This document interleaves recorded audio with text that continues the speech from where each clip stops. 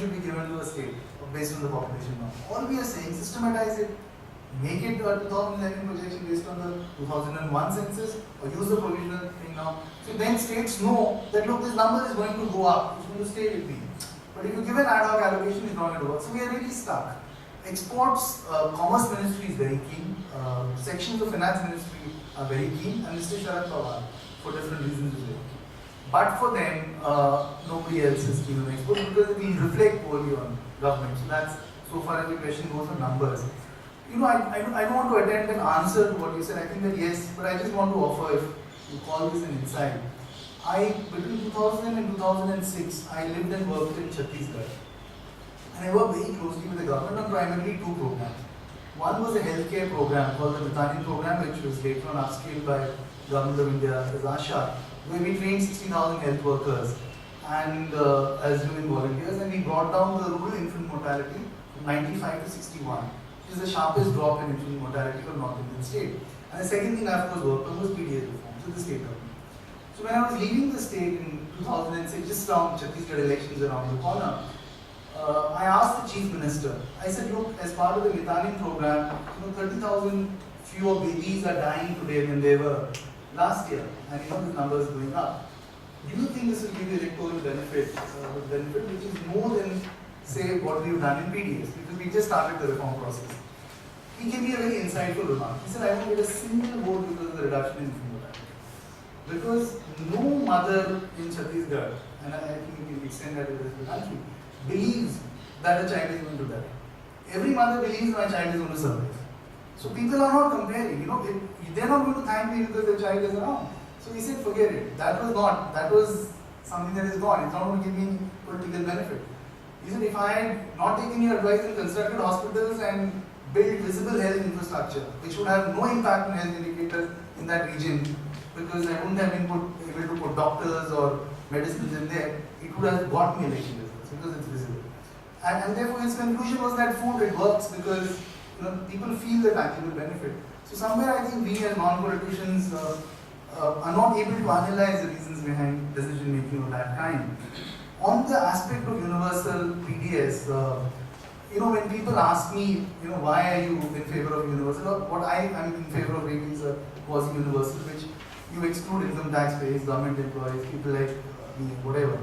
Now, when people ask me why are you in favor of this as against a highly targeted program, which is what is happening in the rest of the world, and my simple answer is because it works. Because the evidence from the ground is telling you that if you expand the program, it will work. And again, to draw on my experience in Chhattisgarh, when I designed the scheme, I had said, on inclusion, I said we should keep only SCs and STs, we should give universally, and the others we should not give universally.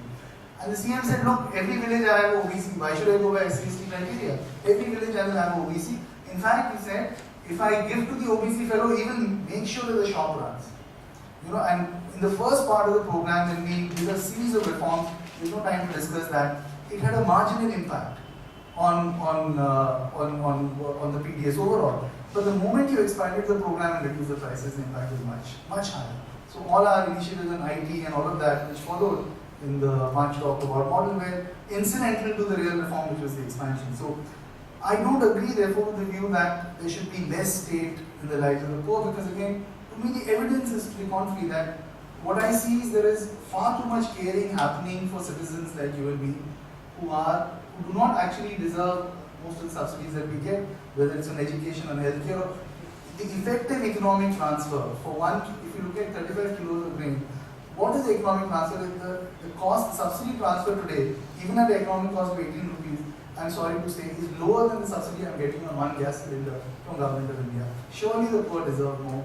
And if you look at what is happening to the other Dhirubhais, which is outside this room, 5,35,000 crores in this figure has been done to the debt on revenue for industry. Just the gems and jewelry sector got from India shining, we went to India glittering, 50,000 crore subsidy last year in the name of countering recession, and so on, 30,000 crores, and so on. So I think there's a bit of a problem here, and the reason I say this is also because look at the NREGS. There are unintended benefits of universalization, which the NREGS has shown us, which have never been anticipated by all the great people who wrote the NREGS. when the recession happened, you had 50,000 people, and this is something that Sainath has studied and written about.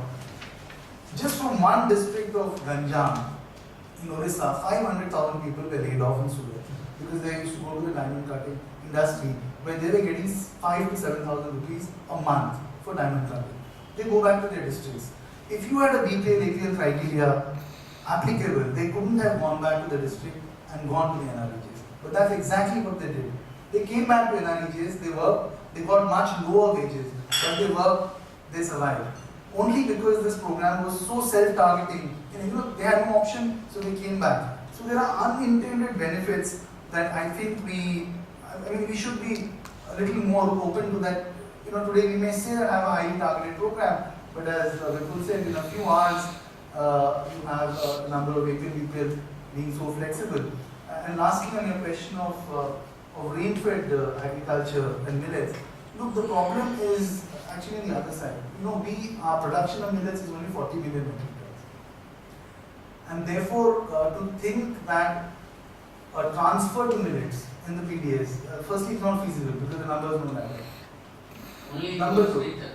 no, even in those regions, a transfer to PDS it's there in the food security bill. We are happy for it, but it is a sufficient. It's a necessary but not a sufficient condition. We need to do more for rain-fed agriculture to promote millets because 80% of your farmers, after all, are dependent on rain-fed agriculture. What we have done to the contrary, we have changed cropping patterns irretrievably in a sense.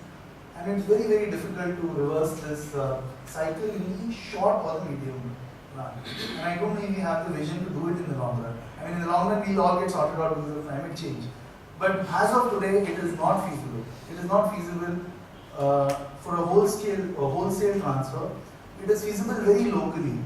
But even there, the difficulties of tinkering with the system are huge. What is feasible is introduction in midday meals and ICDS, and because that will also help children of this generation get over rice and wheat fixation, which is just 2 generations old in India. Wheat and rice, particularly wheat across the country. So it will help children develop a taste for millets and bring greater acceptance to millet as a food. I also find, and I'm often criticized for saying this, but I had a carte blanche in Chhattisgarh, a blank check completely to reform the PDS. I said, I want to introduce millets. It seems that please go ahead. Suggest an area where we can introduce millets. So we spoke to people and we thought that we'll start with the so-called primitive tribal groups, the Abuj Marias, Beros, and so on. Now I couldn't go to the Abuj area. In all the other 4 areas, people refused. In fact, they said, we want rice. I then suggested that would it be better if we gave you paddy instead of rice and you can hand pound it. The government will pay you the money for hand pounding because hand pounded rice is greater nutrition value. People said no. They said women said no because the labor was going to go up and they were not sure whether they'll get their money in time and so on and so forth. Second, the aspiration for polished rice is very high. So I think aspirationally, a large section of the Indian population has moved away from it. We don't want to acknowledge it. If you look today in an area like Mandla in UP, Kodo Kutki is selling at 30 to 35 rupees a kilo there because traders in Bangalore are procuring it either for exports or sale in retail. Farmers cannot grow more. The Vegas there are not able to grow more because they have converted their lands for paddy cultivation. Now it's very difficult for them to reconvert it for millet cultivation. So it's become very kosher to push for millets in a big way. But I think there are a lot of, it requires far greater long-term vision than we are allowing it to develop at this.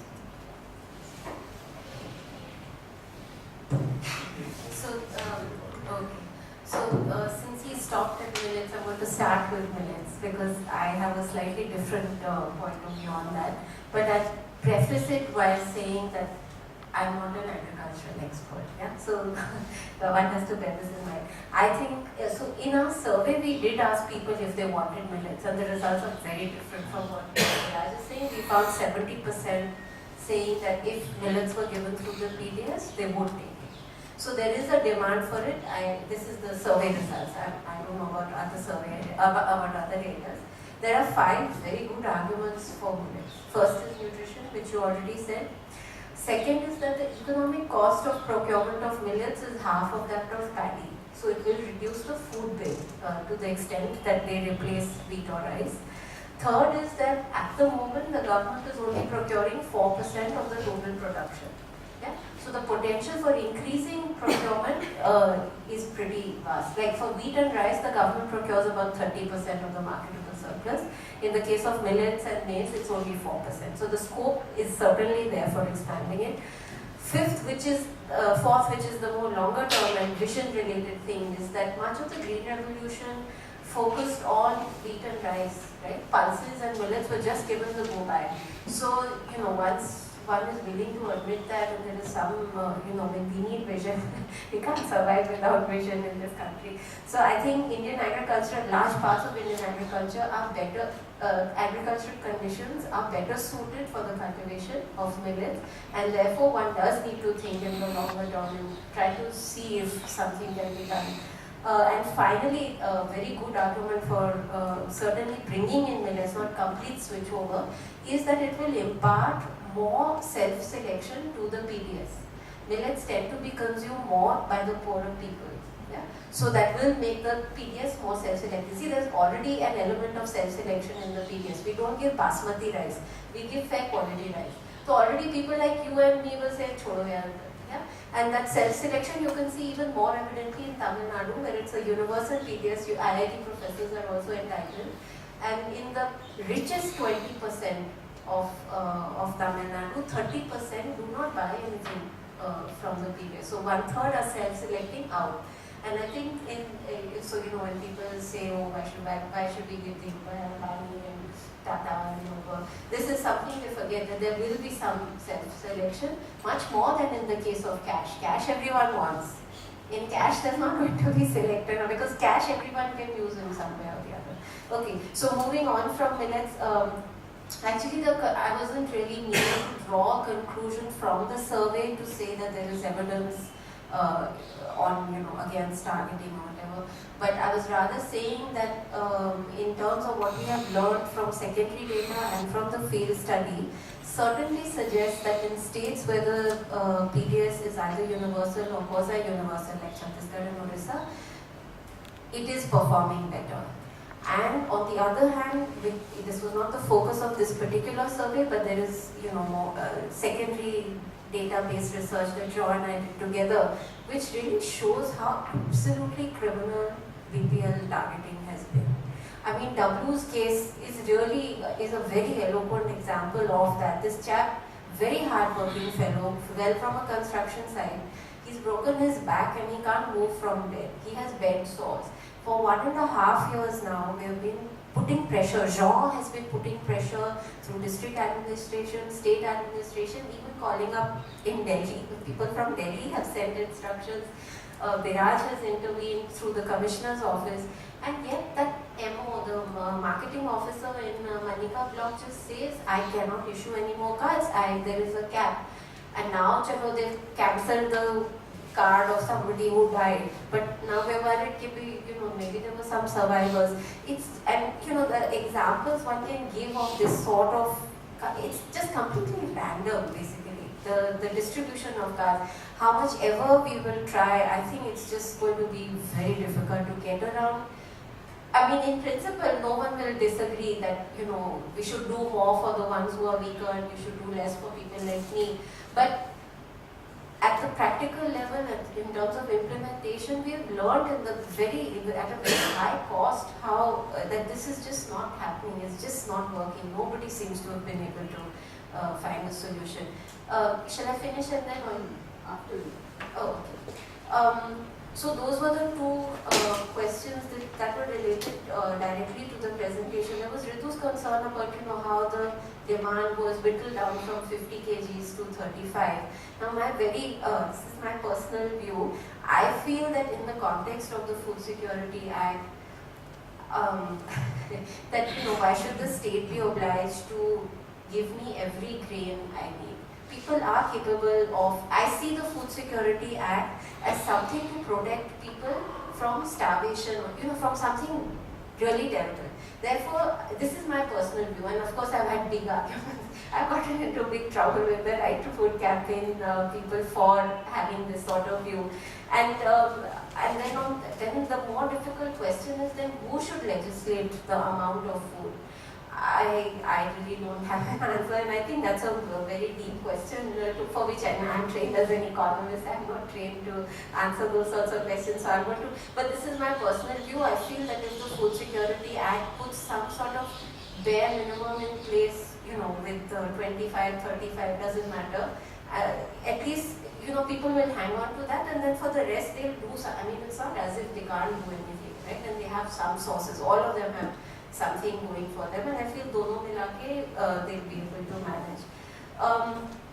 And then so there are some somewhat tangential things, but these are things, tangential given that I'm trained as an economist. I feel on these questions about policy making and on universalization, I feel that that the vision of universalism for social welfare, and that is something which, this is my view, that certain things have to be universal, and that vision one must not lose in these debates about. And I'm not saying everything should be universal, and even if I study for a PhD, that the government should pay for it. But certainly the basics, there should be some agreement on the basics, and those things should be universal. So that's like the vision sort of thing. And then on the more nitty-gritty of policy making, I think it's probably not. Social, I don't know, it's not correct to say these things, but I'll say it anyway, because it has bothered me quite a bit in the past 1 year, that the people I have been interacting with, not everyone obviously, but a lot of people that one has interacted with in the past 3-4 years were involved in policy making. So first of all, there is this big problem that the people for whom these decisions matter never make it. They don't ever make it to any committee. Like any NREJ committee that has even one NREJ laborer, I would be, So that, and I think that really brings terrible biases in the policy making. So that's one big problem. And then even the ones who are involved in policy making, they are very much diverse. It's not just economists. I think economists really do have that problem. Like for instance, in this very specific case of the Food Security Act, several of them have been writing on this issue.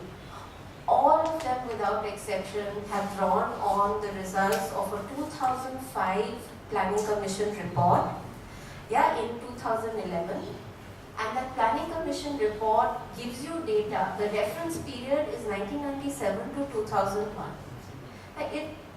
For me, these are people I have studied from, people whose papers have taught me whatever little I know about economics.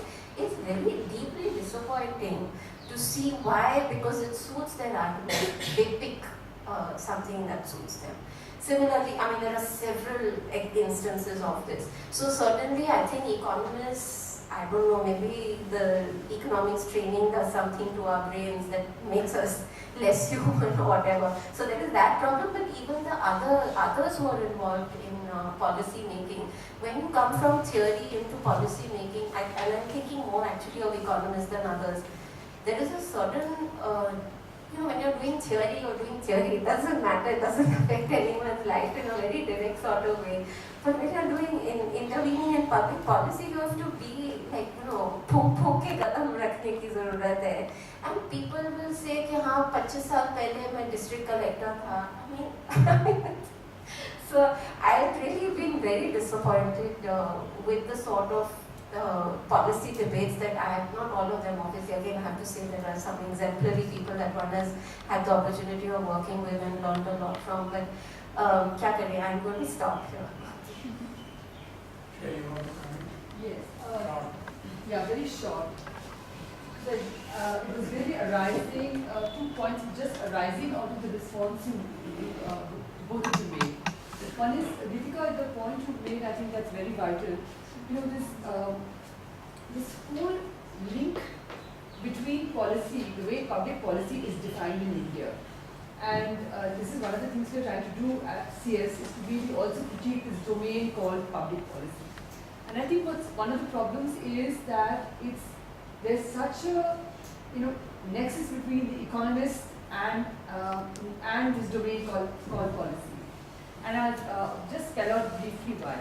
One is, I mean, I really like your defense of the millets thing, because I think what's been ignored in this whole debate on millets versus other kinds of grains, wheat and rice, is that for one whole century actually, there's been a shift in consumption. And what in fact has happened is shift in food preferences, say bajra and makka, and also from gur to chini. That is also not forget that. I mean, there's a whole complicated relationship between the state and including the colonial state and also the post-colonial state. And as you mentioned, the Green Revolution, and the way in which state, propaganda for whatever fertilizer, etc., was all oriented to this shift. And I come from Rajasthan, and one of the early projects I worked on was with Komal Kothari, and he had this Bajra project and one of the things one has to realize is that when one is discussing this whole thing about is not just that there's that there is this field called political economy, because public policy at best takes on political economy. But there's also this cultural politics which one needs to take into account, because Bajra is linked with a whole, it's a whole complicated, life and society and culture question, which has to do with not only the grain, but also has to do with then the communities around, cropping and marketing and, the cultures around Bajra, including musical instruments. Right down to that. So you're talking also about your performers. So, and what's happened that as we define public policy, these kinds of questions are completely excluded. As we're looking into the whole question of the politics of food in India today, actually we are not really looking at these other deeper kinds of questions. I mean, today, why is it that Fab India markets this product called, what we would call Gudiya Shakar? Okay, why can't actually this be? Because we know the value of gur and over chini, and but right from the 1920s, there's been this whole thing about why the shift was increasingly made in rural and urban areas. I won't go into that. I just wanted to also make a brief point about the point you made about subsidies and gems and jewelry. On the face of it, gems and jewelry sounds like this, really, thing to do with the urban consumer, jewelry, etc. It's the, it's the big market, the big consumer. But again, having worked in Jaipur on the, on the gemstone industry, I mean, you realize that how many livelihoods and of what levels of artisans are connected. I mean, and this is, we're talking about, centuries old craft, really. And the fact that it's really the backbone of, many artisanal communities. So I think it would be, I mean, we need to be a little bit careful when we talk about, gems and jewelry and subsidies. Because I'm thinking of the little Muslim child, in the and who's in the in the gem cutting, in the emerald, So I'm thinking about him or her, him really, and and what that subsidy means then for him. Anybody else? I would like to just get a sense of time. Anybody, please raise your hand.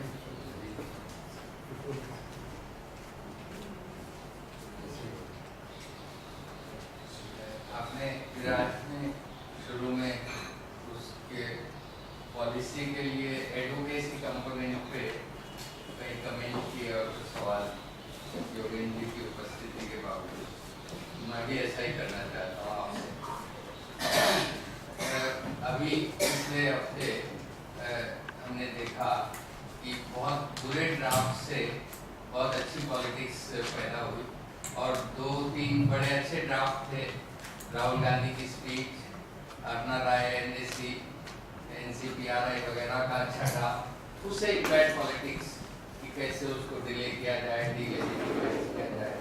तो जिस तरह से इस बार flawed draft से अच्छी politics produce हुई, उसी तरह से क्या एनएसी का जो फ्लॉड ड्राफ्ट है उससे कोई अच्छी पॉलिटिक्स की आप रिकमेंडेशन कर सकते हैं in public domain? I know your physical proximity to most of them, so I don't want your private views, I want only what you can say in public.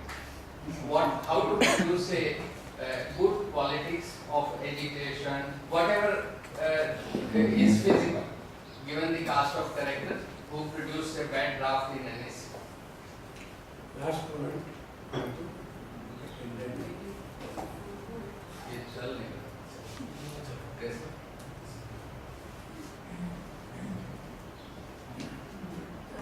Sharing from nutrition and public health the dangers of research for advocacy. Because one has seen that over the 25 years ago, what we were taught in nutrition and public health, the fact that you must look at calories and forget about proteins. Talking of proteins is bad idea because you take away even the basics from the poor. Right? So therefore, don't talk about pulses. Cereals is what the poor must get. And then you got the green revolution, which toward that idea, but forgot the other part of getting enough. See, so today we are caught in this where it's only cereals and the rest of it gets forgotten in policy dialogue itself. And that was where my concern came from asking the question for the right to food campaign, where again we are minimalizing it to what is possible in policy, in a negotiated policy. Somewhere truth loses out in that process. So how do we, as scientists, keep the reality and truth as our marker and not the policy frame, at the same time recognize the importance of policy and negotiation. So how do the two keep going in tandem and keep in view? Because what anyone has seen historically how policy overtakes the perception of, as he said, the aspiration for food is changed because green revolution came and got wheat and rice as the dominant, and therefore millets are losing out. Now we do the same by we concretize it further by doing what we're doing under the right of food and calling it food security. But the entitlement is not food security at all. So, how do we then move on? See, on that issue, the right to food campaign is very clear. They want 50 kilos, they want pulses, they want oil seeds, they want an expanded thing. But I feel that advocacy is after all a negotiation between the real and the ideal. And how we do it, the manner we do it, there can be questions on means and methods. But I don't think that what the campaign is asking for will ever translate into legislation in its present form. Because even by the own estimates of the campaign, of the kind of requirements that are being projected, we will be left with no buffer. Because even if you take, there can be debates, like for instance, John doesn't agree with this argument, but I looked at the government figures. So suppose you're saying that at the level that government is posting it now, even at that level, we'll end up 2 years from now, if procurement doesn't go up dramatically, we'll end up with a buffer of 100,000 metric tons of wheat instead of what we are talking about now, and which is what the government is saying. Of course, they're not projecting an increase. The debate is around how much is a marketable surplus. The government is projecting a marketable surplus, which is what we believe is way below, and of course, they're not touching the 40 million tons of millets at all. So there are different ways of, different perspectives of looking at it. Vijay, you see this, I don't think, if you ask me, I'm an eternal optimist, as you know, but I have no hope that the Right to Food campaign, or the NAC or all of us put together, can ever drum up a movement, if you call what happened in the last few days, a movement which is even remotely close. It's just not feasible, it's not possible. Because the issues that, firstly, of course, the problem lies with the way we are structured and with us. Because, we, rather than simplifying things, we complicate things, we have our own ideological things to push forward in a way which, there's a disconnect between the way we say a lot of things and the understanding that needs to be there to build a campaign of this sort. Second, the issues that we are standing for or representing are not issues which will catch the attention of the middle class India. This is not hunger is not an issue that the middle class is sympathetic to. We have received a lot of media attention in the last 2 years, not because there is a change of heart in people, but I believe that because the food inflation hit the middle class. It's only when the food inflation hit the middle class that the issue of the right to food was highlighted to the extent that it was done. It's much easier to do it today in the electronic or print media than it was, say, 5 years ago. And I work very, very closely with the media, I can tell you that. So I think, firstly, the nature of the issue, secondly, the nature of the groups and that they are structured with, and the inherent elitism which prevents them from drawing, settling down to a lowest common denominator, and just not savvy enough. I mean, the kind of effort that Arvind and his group put, they had on any given day 300 media cells operating in different parts of the country, which are all being coordinated from a nerve center here, and I've read about it and spoken to people who were doing that. They were tracking what each journalist was saying. They were updating their Facebook and Twitter things like by the hour. So they knew somebody is criticizing us, we must get a counter, get 1,000 people to counter. That kind of attention to detail. I mean, right to food, this is old civil society. No one has a Twitter account that I know of. I don't have an either. I mean, let alone Facebook. So it requires a different set of skills for the kind of mobilization that happened. It requires to be a different, and I would give credit to this group that did it, contrary to many of my friends who are very unhappy with them. And also we don't have the idiom to engage. We have somehow thought that to be derisive about the middle classes, to be derisive about people like us is the end thing. Because we, amongst the left liberal group that at least I interface in Delhi to a large extent, anyone who does not, there's a slight deviation from the idiom, not even the content, the idiom of how things have to be said. There's a thing, so I think there's a big problem there which, without addressing What is visible first step? I think what is Visible for what? for the legislation. Or the movement? For advocacy. Advocacy. Advocacy for For a having a proper good food policy or bringing people on streets. These are two different things. food security policy. I think that can be done and No, I think one is involvement with state governments. Firstly, if the states protest hard enough, and that is what we are working on now. Second, to carry the message that what the government is doing is a betrayal to our co-constituency, at least, if not to a large number of people here, which is something that is being planned. Third, catch on to that which is, for instance, I have been arguing that they just take the poverty line issue, forget everything else. Nobody is interested in nutrition as a capability or water and sanitation issue. Just take the poverty line issue. That can, it can hit the nerve. In fact, one of the most successful, from the perspective of media coverage mobilizations in recent years of the campaign, was when we did that, Dabba campaign to planning commission, where we said, okay, here's what 30 rupees can buy per day, so do it.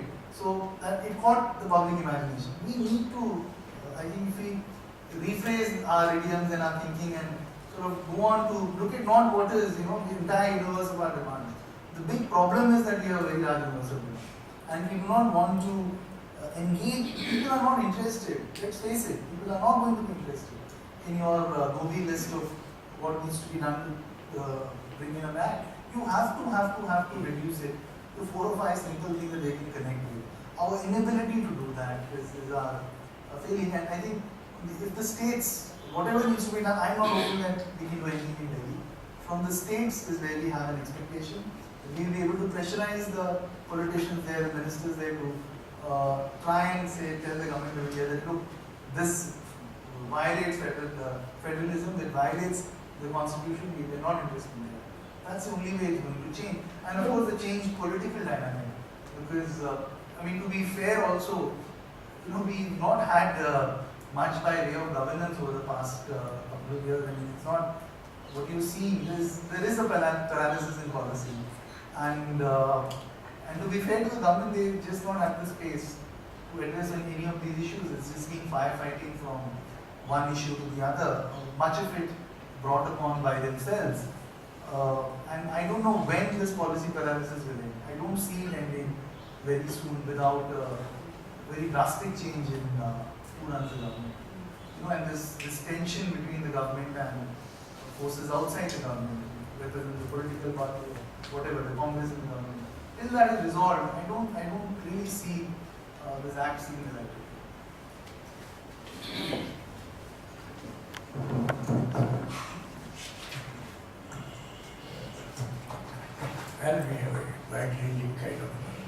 issues raised here. I will just, people asked me a question about theory ideology. I think large part of that is already responded to by the two speakers in narratives. But let me, two things. I mean, Vijay Pratap's point. I think policy making can always be influenced by advocacy and by pressure group activity, which is not a mass movement. If you are looking mass movement as a solution to influencing policies, I think they are two different kind of politics and have to be understood like that. But because we have that kind of a fantasy of mass movements, and one thing that has soon just happened, we think there is a possibility of mass movement in everything that looks like unjust, looks like improper, looks like such. So I think these are two different things altogether. So far as theory ideology is concerned, I was just speaking in bullets, in short point, but the main issue is, let me just talk about universalization and millet as a kind of metaphor for my theory and ideology. Universalization is always good, all rights for all, but that concept of universalization has come through theory ideology nexus, which in fact, where few becomes all and all becomes few. There's something quite different. So the universalization that is being talked about in the campaign, at least personally I'm against it, you must say who are excluded, who are not there. That is universalization, that's inclusion. But if you say all are there, then it is exclusion. Because if all are there, the real beneficiaries will never get it, whatever you do. I mean, so that's what I mean. But the concept universalization is so, it's such a sex appeal, such so good, all rights for all, everybody will be covered, and you look so liberal, radical and everything. So you just go ahead with it. I think it is, personally I believe, whatever draft I have seen on that movement, I think it's not going to serve its purpose. It's overreach, it's over-targeted, and that's for self-appeasement, not for reality.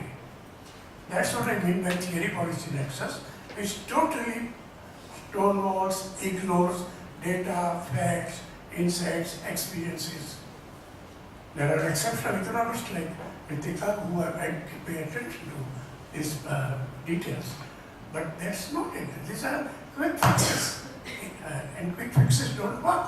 They appease you all right. But that is same about millet. See, millet is cultural, everything. The fact is that those who have been having millet, see, this has to do with, this point about theory policies basically is about centralization. Centralization. It's a centrally superordinated idea must travel down. One size fits all is the crux of it, whether you like it or not.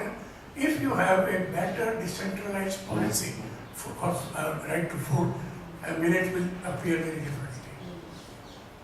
It will be like what she was talking, it will be there. There will be choices. I remember because this whole PDS come at the end of the Second War when I was a child. And I saw it was not very, okay, if you, do you want 5 kilos of millets or 3 kilos of wheat, decide. Then the choice will be different. Or you price millets, so many things. But the question is, this is not how policies are made. This is not how policies are conceived. This is not how policies are implemented. The whole part, and this is, I think, uniquely Indian situation. Total lack of any pragmatic thing which appears and sounds almost anti-theory policy. This is neoliberal, this is statist, this is this and that. But the actual traveling of messages, insights and data and how to fix things are happen independent of theory policy nexus, because people have to work out their own ways and means of finding. Just like, and therefore Orissa is a very good example. In your data, Orissa comes so well. by all other indicators. Orissa was equally good on family planning data so many years ago. So there are many local kind of contexts in which, so particularly the polyphenic food has to be thought in terms of only local and translocal dispensation and not central. And central has to feed local and translocal in a very different way than top-down policy making and implementation which is today. Thank you.